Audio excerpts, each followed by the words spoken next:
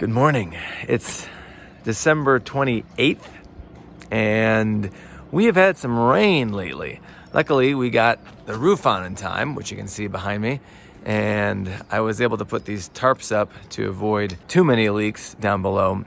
But because we don't have the stucco up yet, still got wood here, we did have a few leaks. The old gutter, that right there, was just kind of pouring water down and onto the wood, and it went down through there, and it basically got everything underneath here super wet.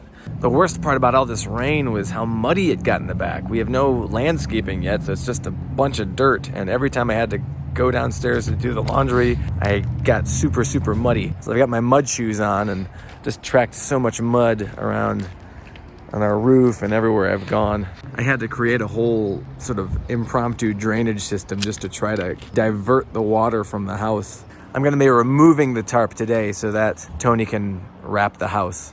So I found out that this paper, which is waterproofing paper, I'm like, how can paper be waterproof? It's paper.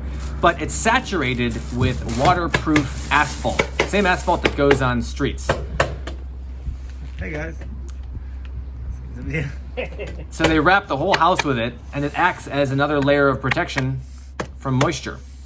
Looks like they've added a few more things other than the paper. Some caulking. Oh. Looks like frosting. Okay, they've finished wrapping for the day. Looks like the house is all wrapped. Behind me is a fully wrapped house. Well, almost fully. What did we learn today?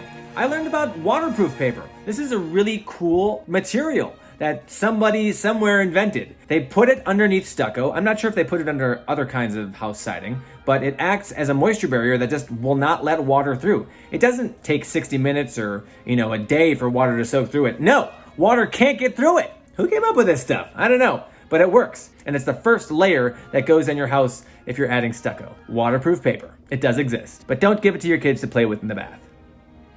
It's probably not safe for them.